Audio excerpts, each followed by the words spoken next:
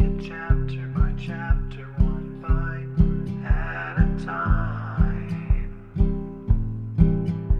So many adventures and mountains we can climb. Take it word for word, line by line, one bite at a time.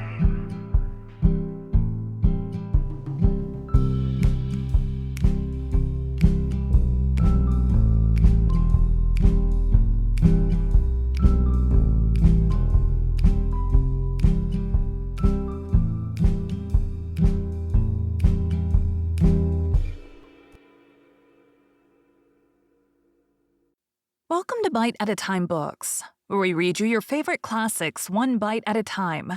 My name is Bree Carlile, and I love to read, and wanted to share my passion with listeners like you.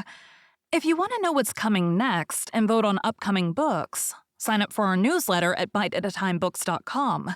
You'll also find our new t-shirts in the shop, including podcast shirts and quote shirts from your favorite classic novels. Be sure to follow my show on your favorite podcast platform so you get all the new episodes. You can find most of our links in the show notes. But also our website, biteatatimebooks.com, includes all of the links for our show, including to our Patreon to support the show, and YouTube, where we have special behind the narration of the episodes. We're part of the Bite at a Time Books Productions Network. If you'd also like to hear what inspired your favorite classic authors to write their novels, and what was going on in the world at the time, check out the Bite at a Time Books Behind the Story podcast, wherever you listen to podcasts. Please note, while we try to keep the text as close to the original as possible, some words have been changed to honor the marginalized communities who've identified the words as harmful, and to stay in alignment with Bite at a Time Books' brand values. Today we'll be continuing Adventures of Huckleberry Finn by Mark Twain. Chapter 3. Well, I got a good going over in the morning from old Miss Watson on account of my clothes. But the widow, she didn't scold, but only cleaned off the grease and clay, and looked so sorry that I thought I would behave a while if I could. And then Miss Watson, she took me in the closet and prayed, but nothing come of it. She told me to pray every day, and whatever I asked for I would get. But it weren't so. I tried it. Once I got a fish line, but no hooks. It weren't any good to me without hooks.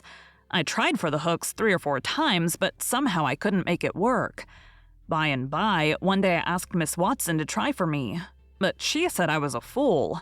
She never told me why, and I couldn't make it out no way. I sat down one time back in the woods and had a long think about it. I says to myself, if a body can get anything they pray for, why don't Deacon Wynne get back the money he lost on pork? Why can't the widow get back her silver snuff box that was stole? Why can't Miss Watson fat up? No, says I to myself, there ain't nothing in it. I went and told the widow about it, and she said the thing a body could get by praying for it was spiritual gifts. This was too many for me, but she told me what she meant. I must help other people and do everything I could for other people and look out for them all the time and never think about myself. This was including Miss Watson as I took it. I went out in the woods and turned it over in my mind a long time, but I couldn't see no advantage about it except for the other people. So at last I reckoned I wouldn't worry about it anymore, but just let it go. Sometimes the widow would take me one side and talk about providence in a way to make a body's mouth water. But maybe next day Miss Watson would take hold and knock it all down again. I judged I could see that there was 2 providences and a poor chap would stand considerable show with the widow's providence. But if Miss Watson's got him, there weren't no help for him anymore. I thought it all out and reckoned I would belong to the widow's if he wanted me, though I couldn't make out how he was a-going to be any better off than when he was before, seeing I was so ignorant and so kind of low down and ornery. Pap, he ain't been seen for more than a year, and that was comfortable for me. I didn't want to see him no more. He used to always whale me when he was sober and could get his hands on me, though I used to take to the woods most of the time when he was around. Well, about this time, he was found in the river drownded, about 12 mile above town, so people said. They judged it was him anyway. Said this drownded man was just his size and was ragged and had uncommon long hair, which was all like Pap. But they couldn't make nothing out of the face because it had been in the water for so long it weren't much like a face at all. They said he was floating on his back in the water. They took him and buried him on the bank, but I weren't comfortable long because I happened to think of something. I know mighty well that a drowned man don't float on his back but on his face, so I knowed then that this weren't pap, but a woman dressed up in a man's clothes, so I was uncomfortable again. I judged the old man would turn up again by and by, though I wished he wouldn't. We played robber now and then about a month, and then I resigned. All the boys did. We hadn't robbed nobody. Hadn't killed any people, but only just pretended. We used to hop out of the woods and go charging down on hog drivers and women in carts taking garden stuff to market, but we never hived any of them. Tom Sawyer got the hogs ingots, and he called the turnips and stuff jewelry, and we would go to the cave and powwow over what we had done and how many people we had killed and marked. But I couldn't see no profit in it. One time Tom sent a boy to run about town with a blazing stick, which he called a slogan, which was a sign for the gang to get together. And then he said he had got secret news by his spies that next day a whole parcel of Spanish merchants and rich Arabs was going to camp in Cave Hollow with 200 elephants and 600 camels, and over 1,000 sumpter mules, all loaded down with diamonds. And they didn't have only a guard of 400 soldiers, and so we would lay an ambuscade, as he called it, and kill the lot and scoop the things. He said we must slick up our swords and guns and get ready. He never could go after even a turnip cart, but he must have the swords and guns all scoured up for it, though they was only lath and broomsticks. And you might scour at them till you rotted, and they weren't worth a mouthful of ashes more than what they was before.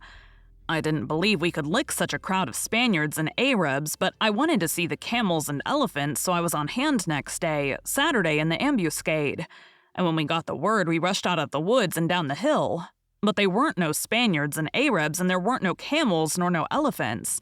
It weren't anything but a Sunday school picnic, and only a primer class at that. We busted it up and chased the children up the hollow, but we never got anything but some donuts and jam. Though Ben Rogers got a rag doll, and Joe Harper got a hymn book and a tract, and then the teacher charged in and made us drop everything and cut. I didn't see no diamonds, and I told Tom Sawyer so. He said there was loads of them there anyway, and he said there was Arabs there too, and elephants and things. I said, why couldn't we see them then? He said if I weren't so ignorant, but had read a book called Don Quixote, I would know without asking. He said it was all done by enchantment. He said there was hundreds of soldiers there and elephants and treasure and so on, but we had enemies which he called magicians, and they had turned the whole thing into an infant Sunday school just out of spite. I said, all right. Then the thing for us to do was to go for the magicians. Tom Sawyer said I was a numbskull. Why, said he, a magician could call up a lot of genies and they would hash you up like nothing before you could say Jack Robinson. They're as tall as a tree and as big around as a church. Well, I says, s'pose we got some genies to help us. Can't we lick the other crowd then? How you going to get them? I don't know. How do they get them? Why, they rub an old tin lamp or an iron ring, and then the genies come tearing in with the thunder and lightning a-ripping around and the smoke a-rolling.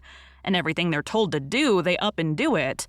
They don't think nothing of pulling a shot tower up by the roots and belting a Sunday school superintendent over the head with it, or any other man. Who makes them tear around so? Why, whoever rubs the lamp or the ring. They belong to whoever rubs the lamp or the ring, and they've got to do whatever he says. If he tells them to build a palace 40 miles long out of diamonds and fill it full of chewing gum or whatever you want, and fetch an emperor's daughter from China for you to marry, they've got to do it. And they've got to do it before sunup next morning, too. And more, they've got to waltz that palace around over the country wherever you want it, you understand. Well, says I think they're a pack of flatheads for not keeping the palace themselves instead of fooling them away like that. And what's more, if I was one of them, I would see a man in Jericho before I would drop my business and come to him for the rubbing of an old tin lamp. How you talk, Huck Finn. Why, you'd have to come when he rubbed it whether you wanted to or not. What? And I as high as a tree and as big as a church? All right then. I would come, but I lay I'd make that man climb the highest tree there was in the country. Shucks, it ain't no use to talk to you, Huck Finn. You don't seem to know anything somehow. Perfect saphead. I thought all this over for 2 or 3 days, and then I reckoned I would see if there was anything in it. I got an old tin lamp and an iron ring and went out in the woods and rubbed till I sweat, calculating to build a palace and sell it. But it weren't no use. None of the genies come. So then I judged that all that stuff was only just one of Tom Sawyer's lies. I reckoned he believed in the Arabs and the elephants, but as for me, I think different. It had all the marks of a Sunday school. Thank you for joining Bite at a Time Books today, while we read a bite of one of your favorite classics.